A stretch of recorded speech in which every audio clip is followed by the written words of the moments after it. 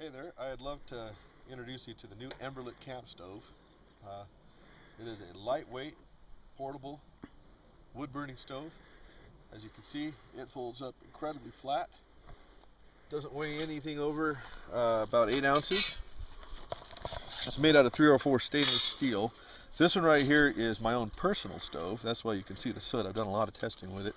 And this particular stove is made out of just sheet metal. So know that the stoves that'll be offered won't stain quite as easily, and they'll definitely won't rust out on you. So it goes together real simply. We have these 3 back panels, and then we have the burning plate. Now the burning plate, just insert the tabs into these little slots. And then we have the front door with the feed port. Now notice there's no groove or no slot on this thing, and there's a reason for that. It's because after you've put this piece together, you take the stove and you torque it ever so slightly to get that front panel to lock into place. This thing is absolutely bomb-proof. It is not going to come apart on you. I've used a few other wood-burning stoves where they were a great idea, but their construction left them a little bit flimsy. This thing is stout enough to put a Dutch oven on it without a problem. There we go. It's simple. It's elegant. It does one thing really well, and that's burn fuel that you find along the trail side, and it burns it efficiently and with very little smoke. I'm going to show you that here in just a second.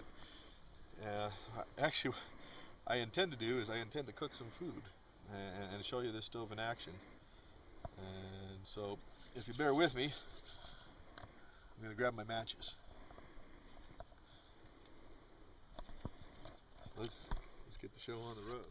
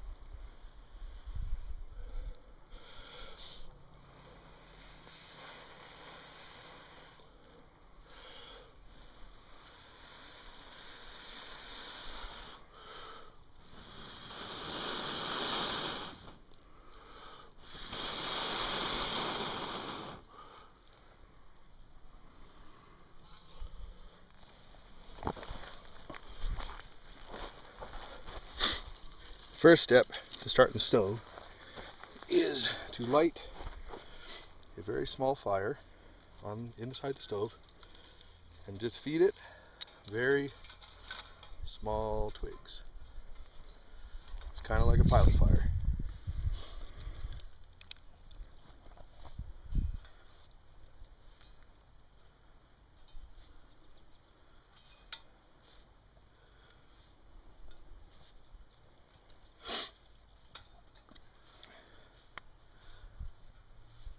As you see, these are just little bits of juniper and sagebrush I gathered from the area. By the way, this stove is compatible with just about any form of fire lighting, even less manly versions, but it doesn't really take much to get it going, as you can see. I just figured it'd add to the rustic quality of it. Now, the stove is burning hot.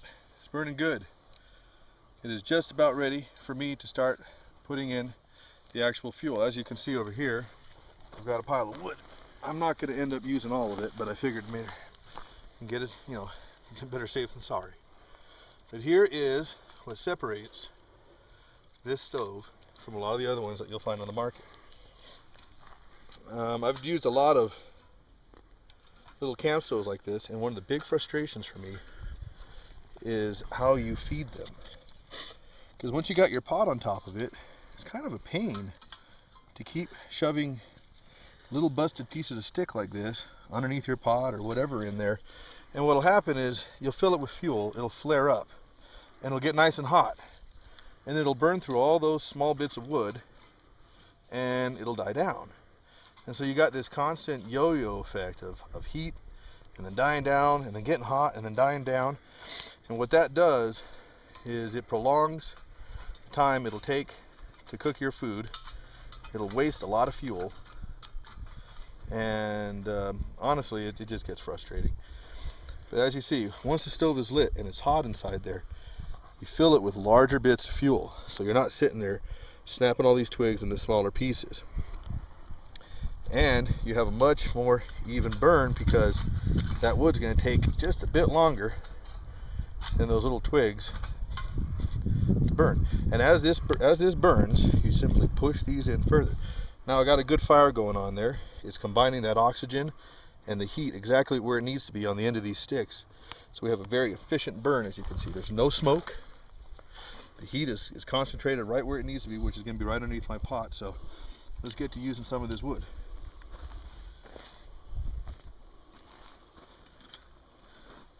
Tea kettle. And put some water in there.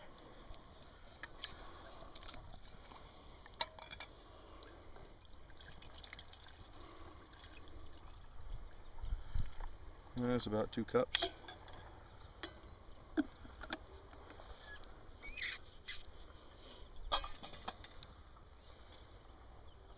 kettle on the stove.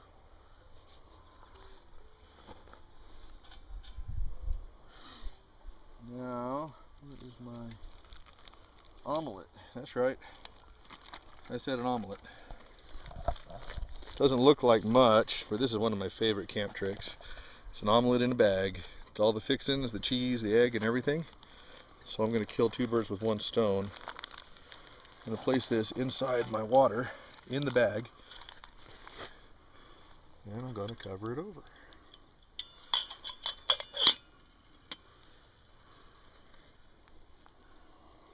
Fire is burning good. Stove is good. Now we sit and we wait. You know, this thing isn't gonna burn as fast as one of those pressurized fuel stoves, like a isobutane or white gas or even alcohol, because there's a lot more energy contained in those fuels than there is in wood. The difference is wood is free. And me personally, I enjoy getting out in the outdoors to slow down and enjoy those little things that are often missed in our daily schedules. You know, I don't want to come out and be in a hurry just like I am every day at work. So this is nice. It's peaceful, it's relaxing, and it's efficient. Now, if you notice about the stove, it's not dropping hot ash out the bottom of it, which is something that I find very important. Sometimes you find yourself cooking, say, on a park bench, or picnic table, or whatever. I mean, it's putting out heat, but it's not heating up that surface underneath. Eventually, it'll get warm enough that you keep your finger there, and you can get burned, but it's not going to brand you like a gas stove will. I mean, it's not sizzle hot. Watch, I can actually touch for a short period, I can actually touch the bottom of the stove. It's warm. It'll get you eventually, but like I said, it's not instant sizzle hot. Why is that important? If you find yourself winter camping and you're using your stove out in the snow, well, you don't always have a nice rock to set your stove upon. What's nice is I'm able to put out a piece of bark or even some wood. It's still burning real nice. I can put out a bark or a piece of wood, and I can put the stove on top of it. And with normal use, this stove will not get hot enough to ignite the surface that's under it, which is useful, because then I can just make a nice block of snow and put my stove on it and go to town. We got a little bit of a breeze here, and that breeze is, you know, disrupting the flame a little bit. That's why you see it coming out the door and just a little bit of smoke. Of course, it is juniper. Juniper is a real resinous wood, and it smokes like crazy. So this is actually pretty good considering what I have in there. The creosote that you get off of juniper is pretty astounding. If you have some nice hardwoods, some oak, ash, anything like that, you know, those woods that, you know, burn a lot cleaner, you'll have a little bit less soot. But again, I think that's part of the fun of it. As you see, you know, the flames start working their way out, so you always want to keep that feed port full. You just come over here and grab another stick as it starts to burn those down. You just keep feeding it in, keep pushing on these. Sometimes you got to wiggle them a little bit to break the coal off. That's you know, the charcoal on the end of the stick. As long as this thing is full and is properly fed, it keeps that flame like a candle right underneath your stove where you need that heat. In fact, if I hear this correctly, my pot is already almost starting to bubble. Check it out. That's about 2 cups of water. It's been less than 5 minutes, isn't it? I just hold it still right there, just so you can see the bubbles coming up. There we go. So that is 2 cups of water near rolling boil.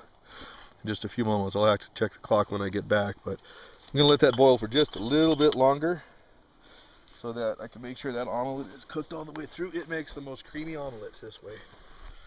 And while that is doing its thing, I'm going to get the next part of this meal ready. It's bacon. You know, I used to be a much thinner guy until I discovered I could cook bacon anytime I wanted it.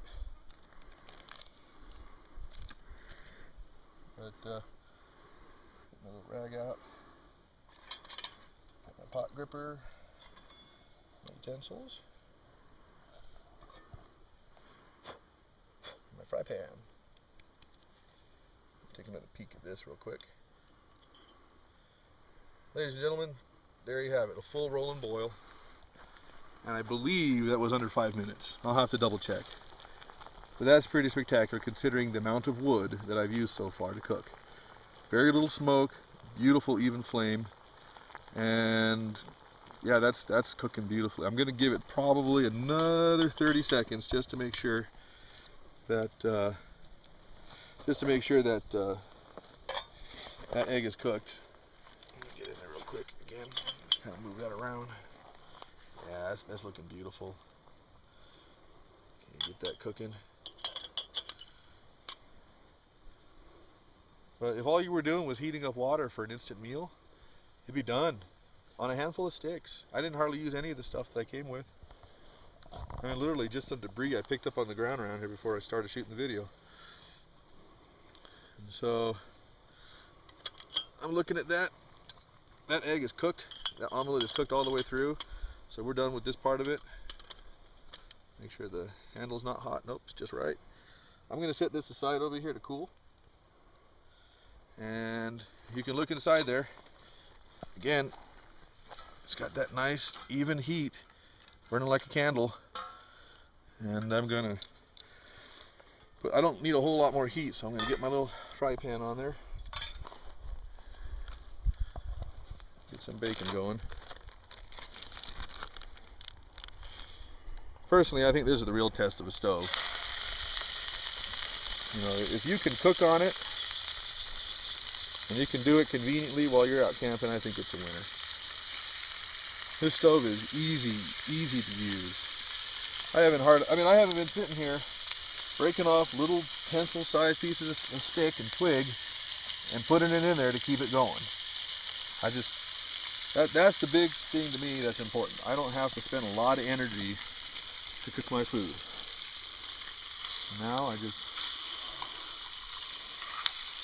get this bacon going. And it's putting out a lot of heat. You saw how fast that stuff started to sizzle. And sitting here, I'm going to add a little bit more wood, but not much. Probably this piece right here. Get that one shoved in all the way. Add this piece right here. There you go. I know a lot of people enjoy camping on an open fire. I certainly enjoy cooking on an open fire. Sometimes it's either inconvenient, illegal, irresponsible, or just impossible to have an open fire. I live out in the desert, and we're just surrounded by scrub and juniper. It's been raining a lot, so it's not too much of a threat, but you know, it'd be a little bit risky to start a big campfire out here, considering, especially if the wind were to pick up, and it could blow that hot ash or those coals into the bushes behind me, and I'd have a real problem on my hands. If you look down here, there isn't any coals or anything coming out of the vents. It might have a little bit of white ash falling out occasionally. You do want to take proper precaution, but it's certainly nothing like I would have to deal with an open campfire. And I'm able to, and again, the real kicker is this is using a fraction of the wood that it would take to cook with an open campfire. A handful of sticks. I would have gone through that in my entire pile just boiling the water.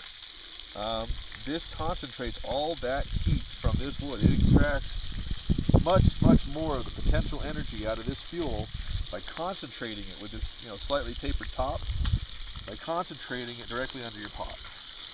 You're not wasting any of that heat. You're getting to use it in a manner that is efficient and calming and peaceful. I really do enjoy cooking this way. The stove is simple and elegant. It does one thing really well, and that's burn. Now, you don't have to use wood. This stove will use just about any fuel that you can light, short of gasoline, obviously. You could put an Esbit stove in there. You can put a trioxane stove. You can put an alcohol stove. You can put a chafing dish heater. You can put a storm candle. You can put cardboard soaked in wax. It doesn't matter. It will contain that fire. This is a fire in a box. I've even considered using this thing as a small heater in like an open shelter, like a lean-to, especially if it's a primitive type lean-to. I enjoy doing a lot of primitive skills. If I was making something out of debris, you don't want to have a fire too close to it, because then you're going to be a barbecue. But this is nice. I can actually bring in hot coals and put them in my stove. It's a little brazier at that point, and I can still take advantage of the heat put off of it without the risk of having an open fire, especially one that throws sparks and stuff everywhere. Just the other day, my wife wanted some s'mores, and it was kind of ugly weather outside, so I took some barbecue briquettes. I put the barbecue briquettes in my stove, I lit them, and it burned them efficiently. There was no smoke, there was no smell, and I was able to put the stove inside on top of my oven, so I had a base that I wouldn't worry about getting warm. And we roasted marshmallows. We made s'mores indoors with the little Emberlit stove. Now, personally, I like my bacon to be just a little bit chewy. I'm not a real fan of the super crispy bacon, so I'm thinking that's pretty good. So I'm going to make my plate. I'm going to turn off the stove, get it all ready to disassemble, and I'll see you next time. Here we go. Get some of this bacon off.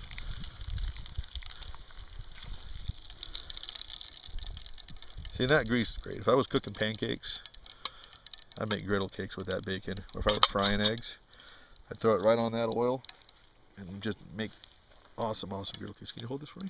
Thank you. Cameraman, give me a hand. Hurry up, I'm going to eat it. I'll put this over here to cool. Stove won't necessarily brand you, but that hot oil sure would. Now we don't need this heat anymore. We don't need all the fire in there. So I'm going to take these bits of fuel out. Just kind of shake them out. Leave them right here. It'll smoke a little bit because it's not, getting that clean combustion like it was in the stove. I'll put these out. And now the only thing left is just a few embers. I can douse it with water at this time to put it out, or I could use it kind of as a warming dish. I mean, say I wanted to warm that water back up just a little bit, not to the point of scalding, but get it up so it's a comfortable warm, especially for if you're making some brew. And while I'm cleaning up everything else and getting ready to make my, plate my meal, I can let it sit, warm up just a little bit.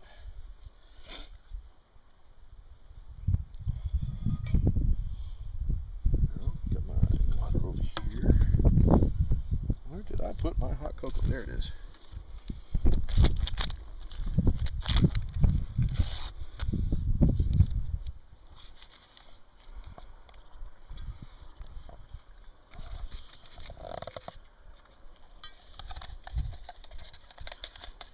Okay, got a little bit of hot cocoa in my cup. Now I'm gonna pour some water. This is the trick that I like about cooking my omelets in a bag is, see, I heated up the water. It cooked my omelet, but since my omelet's in a nice little bag, it didn't contaminate the water. So I'll pour that out. It's still plenty warm. Get back there.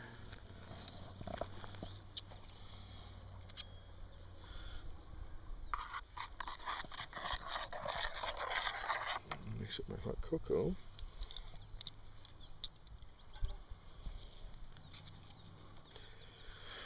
Now, to plate the eggs.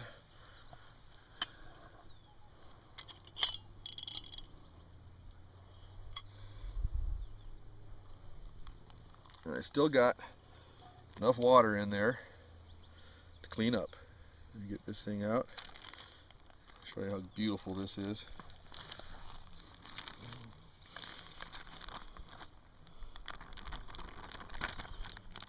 Get this thing out right here. There we go.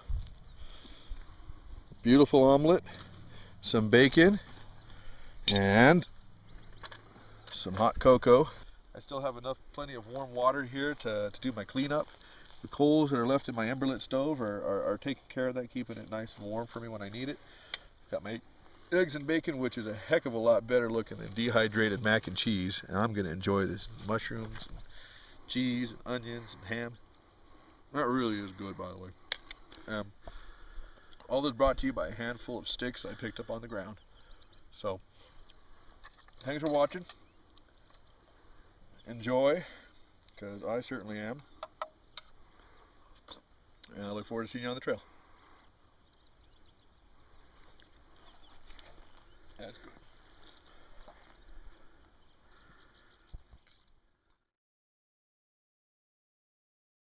My cameraman stole my food. This is my pay for the day. It's good food, isn't it? It's very good food. Good stuff.